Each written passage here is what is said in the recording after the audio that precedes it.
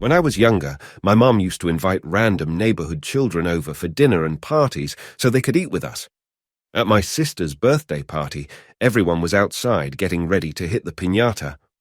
My father noticed a girl sitting inside and staring out the window at us. We have a large window beside the front door. He told me to go inside and ask her to come out and join the party.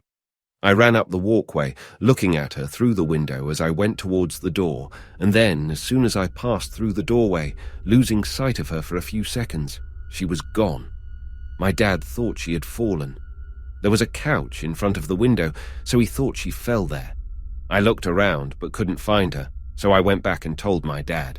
He helped me look for her, but still she was nowhere to be found. No one else saw her except me and my dad. My mum said she didn't recall inviting any girls with that description when we told her. We forgot about this until some years later. My dad and I were sitting in the living room watching TV. From my dad's armchair, you can see into the kitchen a little bit. We were talking about the TV show when he suddenly got quiet. He said my name and motioned for me to come over to him. He told me to look at the microwave. I saw that girl's reflection in the microwave, exactly the same as she was before. I ran into the kitchen and my dad followed, but again, no one was there. We were both pretty spooked, so we went out for ice cream until my mom came home. I thought it was a neighborhood kid playing a prank on us the first time, but seeing this girl the second time unchanged in our kitchen many years later made me start believing in ghosts and that she has been staying in our home quietly all this time.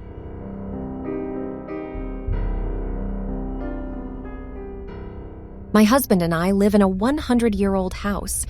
It's always been a little creepy, like hearing people talking in another room and going in and there's no one there.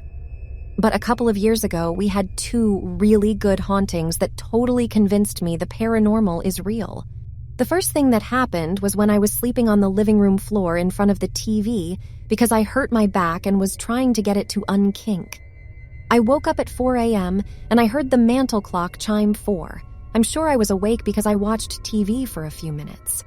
I heard my husband walk into the room behind me, pick up the comforter and spoon behind me with his arm thrown over my waist. After a couple of minutes, it was like his arm weighed a ton, and he was throwing a lot of heat. Just about then, I heard my husband start snoring in the bedroom. I was freaking terrified, so I counted to 3 and threw the cover off and ran. Woke him up and we looked. There was no one else in the house. I know there was something there, though. We still have little things happen all of the time. There's a ghost dog here that you see in mirrors, but not when you're looking directly at the spot. It rubs up against the beds like a wet dog after a bath. Then, a couple of months ago, I heard my 23-year-old son walk into the room. I was sitting at a desk not facing that direction. He said, "Mom, hey," really loud. So I said, "What?" and looked up, but there was no one there. He was in his room on the computer with headphones on. It couldn't have been him. The arm thing freaked me out so bad I've never slept in the living room again. It was too damn creepy.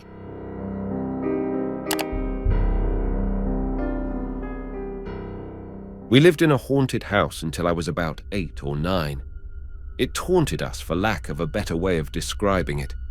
It was an upside-down house that was built on a hill, so you entered on the top floor and went downstairs for bedrooms and the second bathroom. At night, we'd sometimes hear footsteps as if someone was walking around up there. One time, it was so bad that the footsteps were on and off for like 10 minutes.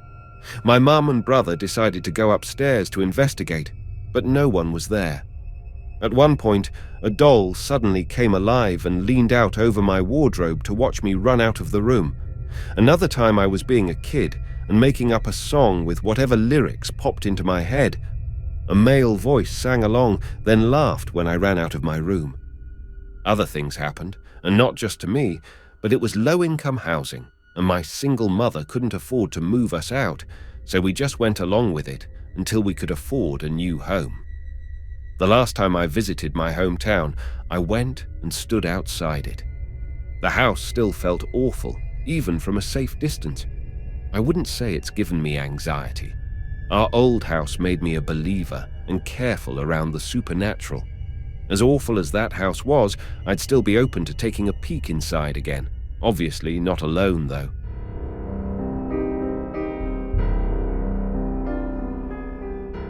Since moving into this house in 2009, everyone in my family has experienced something and believes the place is haunted. Maybe except for my father, who is still skeptical. We often hear someone walking around upstairs or sometimes hear my grandmother's music box play by itself, but Dad would say that's nothing.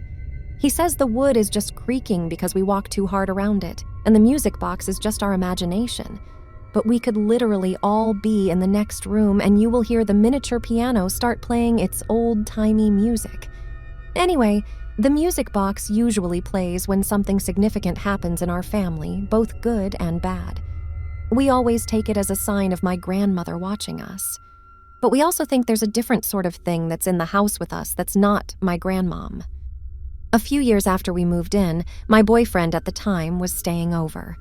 We weren't allowed to share beds, so he was sleeping in the guest room at the basement. The next morning, he brings up last night and looks really puzzled. "What were you doing?" he asked. I was honestly confused as I hadn't left my room all night and slept really good. He said I opened the door, walked into his room, and stood by his bed. He kept asking me what I was doing, but I wouldn't answer, and I just stared at him. He said that went on for a couple of minutes, so he just went back to sleep. I wasn't even really creeped out by this because I knew that I hadn't got up. So I said maybe it was my mom doing laundry and she peeped in to see if he needed anything. We asked her and she said she hadn't been in the basement since the day before. A few years later, my dad is out west visiting my brothers for a month. During this time, I was living in Quebec, a few provinces away, so only my sister and mom were at the house. It's late at night and my sister is packing in the other room for a camp retreat she's going to. My mom was in bed alone, sleeping. Mom then wakes up and sees what she thinks is my sister standing beside her bed. The figure was kinda illuminated by the moon, but really was just a black outline of my sister. She keeps asking her what she's doing, but it won't answer. So finally, Mom just yells out her name, and a few seconds later, my sister runs into the room thinking my mom needs help or something. The thing beside the bed is gone. A few nights later, my sister is sleeping in her room and wakes up in the middle of the night and sees the same thing standing at the foot of the bed. She calls out for my mom, who runs in and tells it to leave, and they both sleep together. After my sister left for her camp, my mom was too afraid to stay at the house alone, so she slept on the couch at my aunt's cottage. During this whole thing, my mom is sending me texts telling me about it, and eventually says she has a family friend to try and bless the house. I can't remember how that worked out at the time, but it didn't end there. 3 years later, I'm back at home and in my room sleeping. My room is in the basement, and I'm the only one who sleeps down here. I woke up around 3 a.m, facing the wall side of my bed, and lay awake for a few minutes just thinking about things. I was not really tired. After a bit, I roll over to switch to the cool side of the pillow, and that thing is standing beside the bed staring down at me. It was black, had hair and the shape of a woman, but I couldn't make out anything distinct. My body turned hot and felt like I was being stabbed with hundreds of pins and needles. I managed to roll back the other way, pulled up the covers, and called my house phone, crying to my mom that the thing is in my room. She came in and yelled at it to leave, and we slept together on the couches outside my room. Ever since then, I don't sleep with the light off unless I have my boyfriend with me. Then I feel safe. I don't think that experience counts as sleep paralysis, because we've all been woken up to it and stayed awake having conversations with other family members about what we've seen. It's been a while since anyone has seen it, but you still get a weird feeling once in a while,